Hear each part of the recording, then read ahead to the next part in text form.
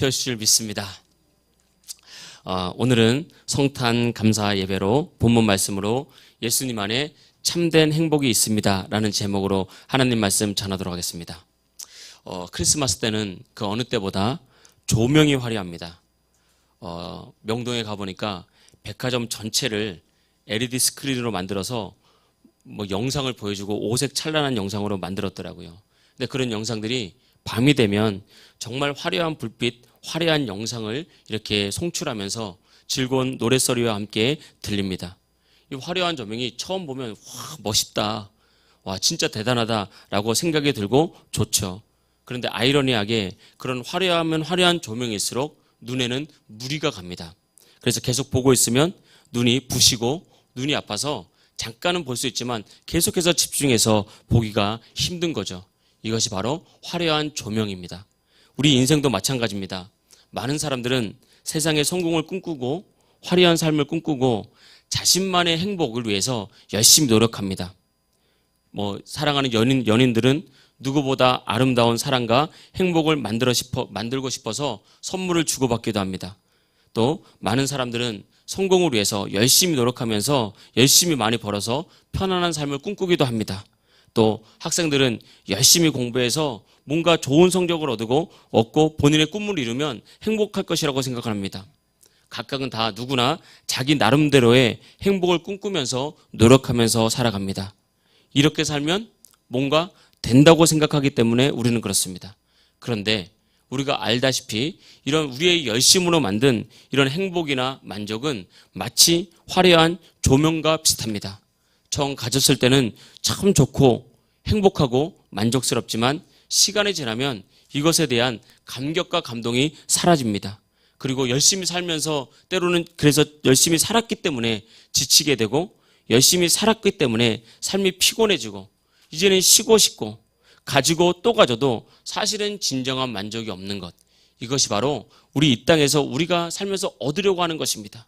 그런데 많은 사람들이 그것을 사실은 경험하면서도 자기의 고집과 자기의 생각을 꺾질 않는 거예요. 삶이 변하지 않습니다. 우리가 꼭 기억해야 될 것은 예수님 믿으면서도 교회에 나오지만 신앙생활을 수십 년 해도 말씀을 오랫동안 듣고 알아도 내가 말씀처럼 변화되지 않으면 여러분 하나님의 말씀은 마치 뜬구름 잡는 신기루와 같은 것입니다. 하나님은 축복을 말해도 내 삶은 축복이 없고 하나님은 행복을 말해도 내 삶은 공허해지는 것입니다. 우리가 행복을 지키기 위해서 열심히 노력했지만 상처를 받고 공허해지고 외로워지고 많은 사람들이 열심히 살면 행복이 따라올 줄 알지만 따라온 것은 행복이 아니라 번아웃이라고 그러죠. 탈진이 오는 거예요. 경쟁에 지치고 노력에 지치고 수고하는 인생에 수고 때문에 인생이 눌리는 그런 인생이 되는 것입니다. 사실은 이것이 모든 사람들이 살아가는 인생입니다. 이렇지 않은 사람은 아무도 없어요. 많은 사람들은 내가 너무 힘들어요 말하지만 사실은 그 사람만 힘든 게 아닙니다. 다 힘들어요. 다 힘든데 내가 무엇을 선택했느냐, 내가 그 힘든 것을 어떤 결단으로 이겨내느냐, 이것이 우리의 인생을 바꾸는 것입니다. 그래서 주님께서는 이렇게 힘들고 어려운 세상 속에서 살아가는 많은 사람들에게 말씀을 하시는 것입니다. 노력해도 안 되지, 애쓰고 힘써도 안 되지, 울어도 안 되지, 그러면서 수고하고 무거운 짐진 자들아 다 내게로 오라, 내가 너희를 쉬게 하리라, 이렇게 예수님께서 말씀하시는 것입니다.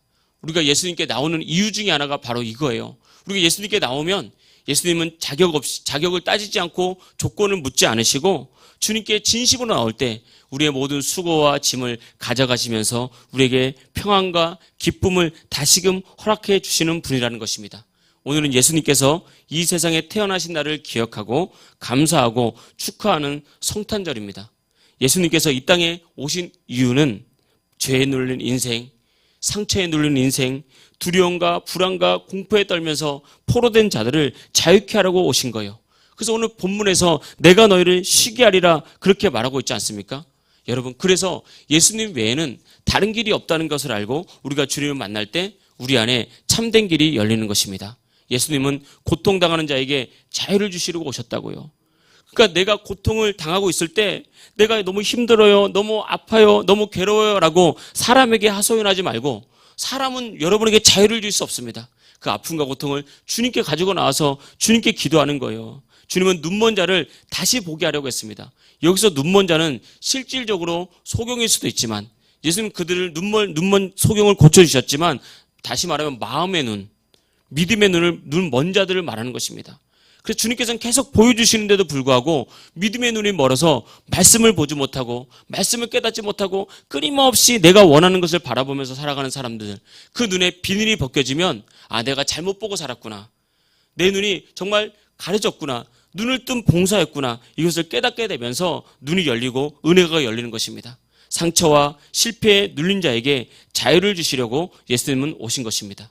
그래서 성경은 말하고 있습니다. 누구든지 주의 이름을 부르는 자는 구원을 얻으리라. 할렐루야. 자격이 없습니다. 누구든지 내가 전심으로 예수님을 구주로 영접하고 나의 인생이 주님께 달렸음을 믿고 주의 이름을 간절히 부르는 거예요. 예수님, 예수님 간절히 부를 때 그 사람은 반드시 인생이 살아나게 되어 있습니다. 제가 한 설교를 들었더니 그 교회 교인 중에 정말 힘들고 어려운데 특별히 악한 습관, 알코올 중독 벗어나기가 너무너무 힘들거든요. 알코올 중독은 병원에 입원해도 고치기가 힘듭니다. 근데 이분이 예수 믿고 은혜 받은 다음에 이 알코올 중독을 고치기 위해서 그러더라고요. 하루에 10,000번 이상 예수님을 불렀대요. 계속해서 예수님, 예수님. 결국은 알코올 중독에서 자유케 된 줄 믿습니다. 제가 하나님을 부르라는 책에서 나온 간증을 봤습니다. 60대가 된 부부예요. 이제 60세가 갓 되신 부부예요. 둘 다 학벌과 실력으로 자부심과 자존심을 가지고 살았던 사람이에요. 둘 다 흔히 말하면 서울대학교 출신입니다. 그래서 남편은 서울대학교를 졸업하고 대기업에 근무하고 아내는 서울대학교 약대를 나와서 약사가 됐어요. 그런데 자식이 3명이 있었는데 자식도 다 서울대학교를 나왔어요. 그러니까 이게 이 부부에게서는 가장 큰 자랑이고 가장 큰 자부심이었어요. 그러니까 하는 일마다 잘 풀리고 두려울 것이 없는 그런 세상을 살았습니다. 그래서 이제 60세가 됐을 때 정기적으로 건강검진을 받으러 갔는데 이 건강검진할 때 남편에게 췌장암이 발견이 된 거예요. 이때까지 그런 적이 없었는데 췌장암이 발견이 되니까 정말 말로 할 수 없는 만감이 막 교체가 되더라는 거예요. 그래서 이거 어떻게 해야 되나, 어떻게 해야 되나. 그러니까 온 가족이 서울대 출신이니까 모든 좋은 인맥을 다 동원해가지고 최선을 다해서 치료를 하기 시작했습니다. 그렇게 10년 동안 여러 번의 암 수술과 여러 번의 항암 치료하면서 머리는 다 빠지고 살은 다 빠지고 몸이 초췌해져가지고 이제 걸을 수가 없는 거예요. 내가 점점 쪼그라드니까 발음이 안 되는 거예요. 그러면서 이 자존심 강한 사람이 자신의 그런 모습을 사람에게 보여주기가 싫은 거예요.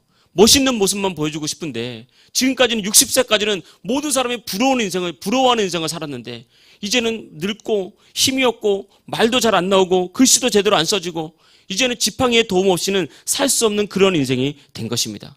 그러면서 자기 자신의 인생을 곰곰이 한번 돌아봤대요. 돌아보니까 자기가 모든 것을 가진 것처럼 생각을 했는데 젊은 시절을 돌아보니까 그럼에도 불구하고 몰려오는 두려움과 허무함이 많아가지고 그 두려움과 공허함을 술로 해결하려고 젊은 시절부터 술을 참 좋아했대요. 그때는 이게 기호라고 생각하고 남자가 술을 먹어야 사회생활을 할 수 있다 이렇게 생각을 했는데 자신의 인생을 가만히 돌아보니까 인생에 있는 불안과 두려움과 공허함을 해결하기 위해서 술 없이는 살지 못했던 거예요. 이 사람이. 알코올 중독은 아니었지만 그렇게 술로 달래고 세상 즐거움과 쾌락으로 그렇게 자신의 삶을 달래면서 살아갔던 것을 깨달은 거예요.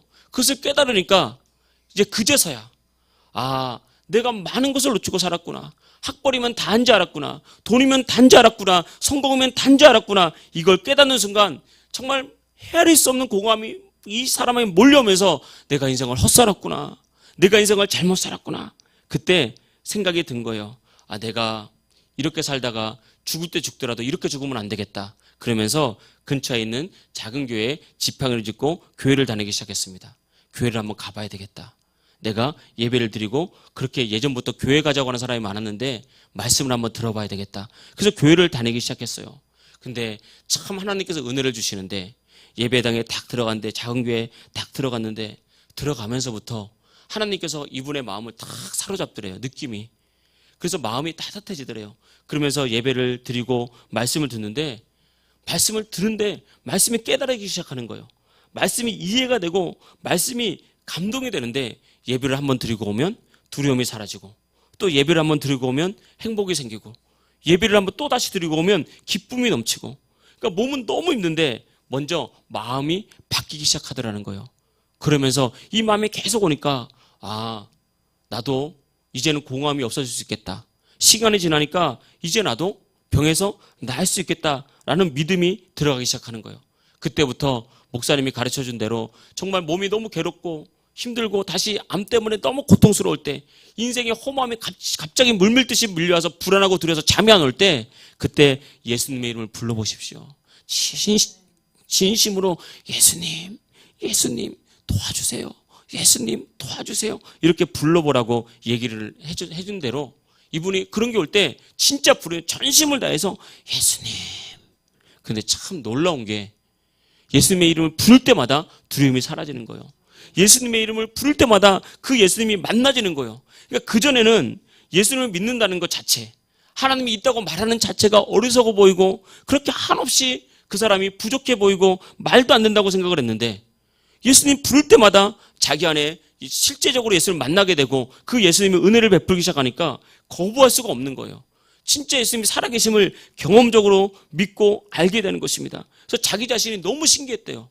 아니 예수님의 이름이 뭐라고, 정말 예수님의 이름을 부르니까 정말 이렇게 되는구나, 정말 예수님은 살아계신 분이구나. 그렇게 신앙생활을 하면서 기쁨과 평안이 회복이 됐는데 어느 날 갑자기 쇼크가 와가지고 쓰러졌습니다. 그래서 119에 급하게 실려갔어요. 급하게 실려갔는데 병원 가서 응급실에 가서 아내가 보니까 남편이 뭐 중얼중얼하고 있는 거예요. 그래서 아내는 생각을 했어요. 큰일 났다. 이제 남편이 너무 큰 충격과 뇌도 작아지고 그래서 이제는 더 이상 회복될 것이 없겠다라고 생각이 돼서 불안한 마음 가운데 남편이 깨어나서 물어봤답니다. 여보, 뭐 그렇게 중얼거리냐고. 그랬더니 그 남편이 하는 말이, 내가 쓰러져서 있는데 단 한 가지가 생각이 나는데 예수님의 이름이 생각이 나서 계속 중얼중얼 예수님, 예수님 도와주세요. 그거 할 수 있는 마지막 그걸 했다고 얘기하는 거예요. 그런데 말하기를 그 쓰러져 있어서 쇼크가 나서 제정신이 없는 상태에서도 예수님을 한번 부르면 빛이 찾아오고, 예수님을 한번 부르면 마음에 기쁨이 찾아오고, 그런 상태 속에서도 그 예수님의 이름이 뭐라고 나를 와서 도와주는데 너무너무 신기했다고. 그러면서 정말 눈물 날 정도로 기뻐서 아내하고 둘이 손을 붙잡고 울면서, 우리가 왜 그동안 많은 사람들이 교회 가자, 예수님 믿자 그럴 때 내가 왜 그것을 거부하며 살았는지 모르겠다고. 정말 예수님이 살아있다고, 하나님이 살아있다고, 정말 예수님이 나의 모든 죄를 용서해 주시고 죄로부터 나를 구원해 주시기 위해서 십자가에 죽으신 것만 생각하면 너무 죄송하다고. 그러니까 눈물이 흘러나오고 감사가 흘러나오는 거예요.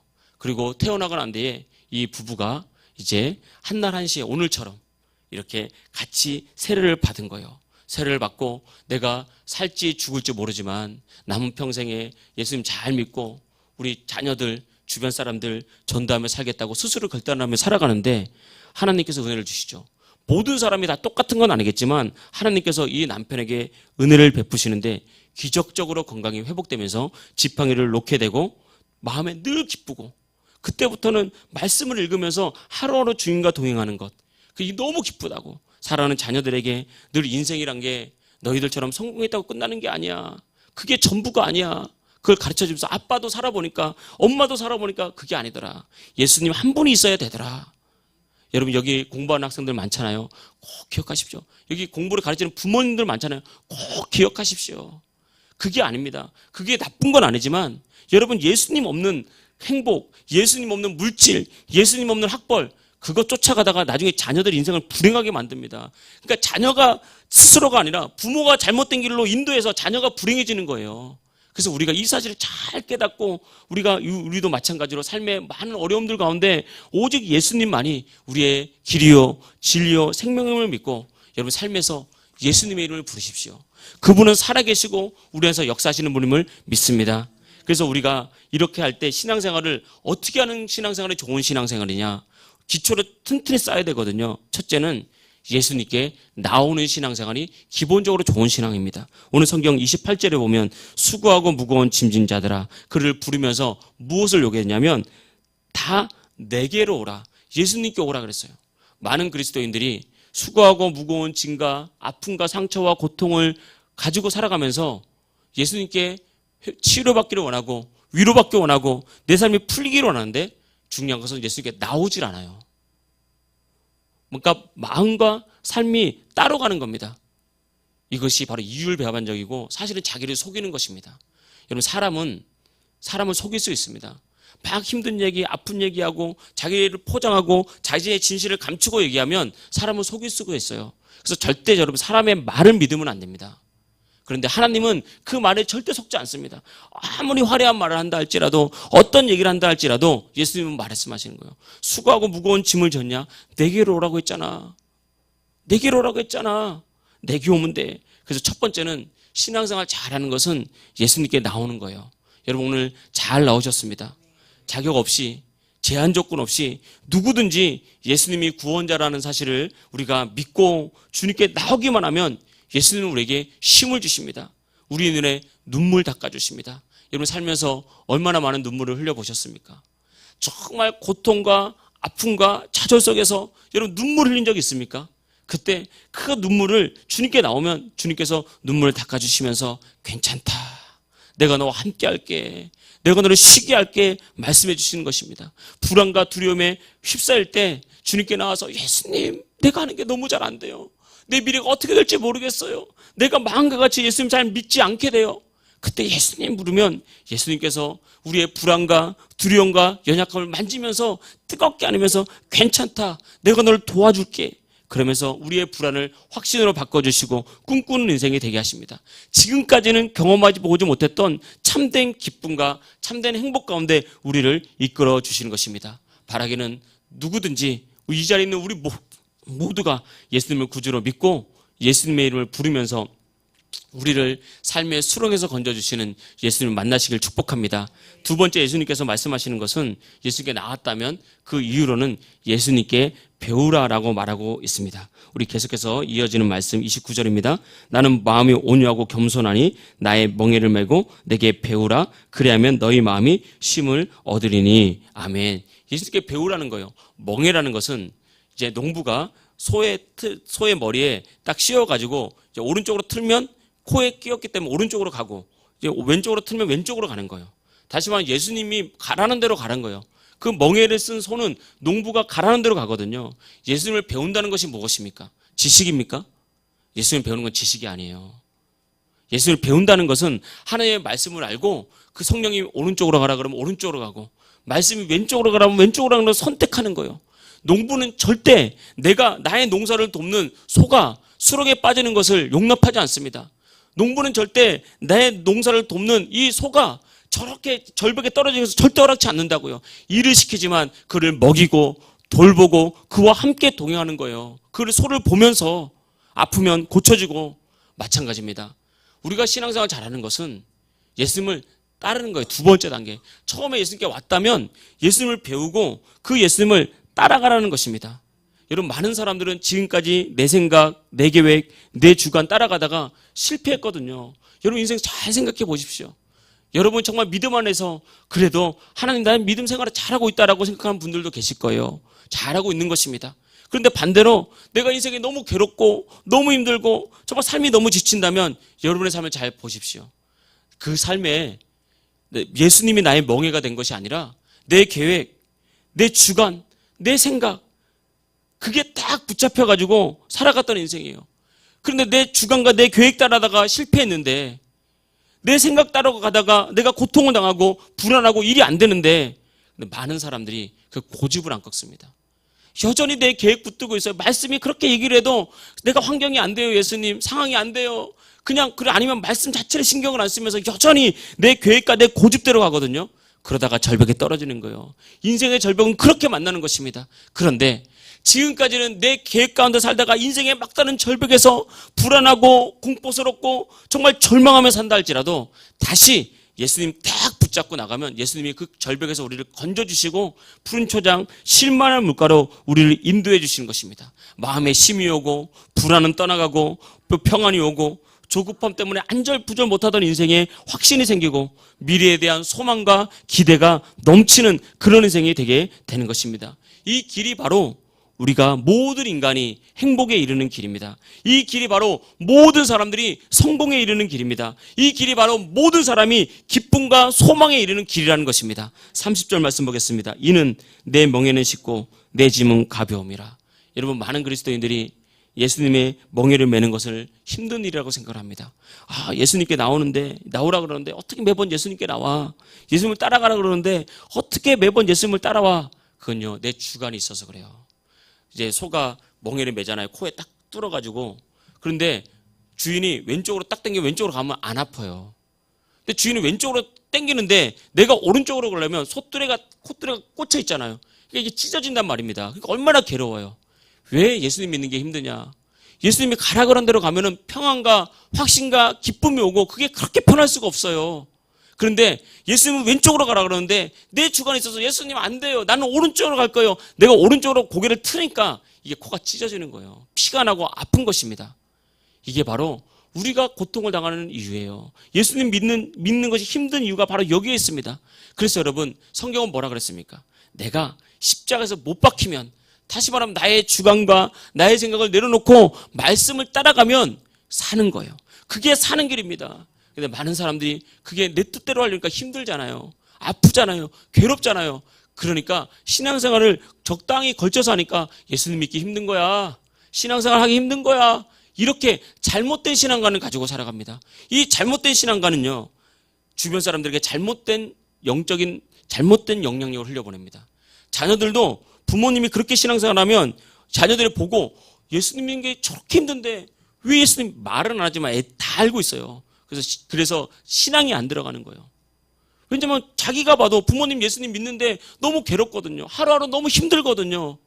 근데 그런 예수님을 누가 믿게 시켰습니까? 근데 반대로 예수님만 믿으면 즐거워. 우리 엄마는 막 교회만 가면 즐거워. 주일을 한다 그러면 너무 즐거워요. 그러면 저게 뭐가 저렇게 즐겁나 하다가 아, 참된 행복은 저기에 있구나. 삶으로 배우는 거예요. 그러면 그 자녀들도요, 때가 되면 예배하고 기도하고 흔들림이 없게 되는 것입니다.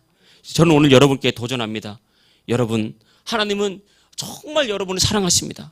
하나님의 생명까지 줄 만큼 사랑하십니다. 그리고 여러분을 향한 아름답고 놀라운 계획을 가지고 있는 거예요. 예수님을 구주로 받아들이고 누구든지 예수님께 나오기만 한다면 하나님의 그 인생을 정말 놀랍고 행복한 길로 인도해 주실 것입니다. 여러분은 지금 어떤 짐을 지고 살아가고 있습니까? 여러분의 짐을 해결하기 위해서 여러분은 얼마나 수고하며 노력하며 살았습니까? 얼마나 힘들었습니까? 주님께서는 그것을 아시면서 우리를 책망하지 않습니다. 얼마나 힘들게 살았냐? 얼마나 외로웠냐? 얼마나 애썼냐? 오히려 우리를 위로해 주면서 지금까지 잘못 간 거 알지? 이제 바른 길 가자. 나와 함께 가자. 내가 너를 도와줄게. 내가 너를 이끌어줄게. 그렇게 말씀하고 있는 것입니다. 그러나 오늘 말씀처럼 겸손히 주님 앞에 나오시길 축복합니다. 그 예수님을 나의 구주로 받아들이시길 축복합니다. 그리고 우리의 마음을 예수님께 드려서 예수님께서 원하시는 길로 우리가 따라가시길 축복합니다. 반드시 여러분의 인생은 달라질 것입니다. 하나님께 주시는 기쁨과 소망이 넘치는 인생으로 변화될 줄 믿습니다. 할렐루야.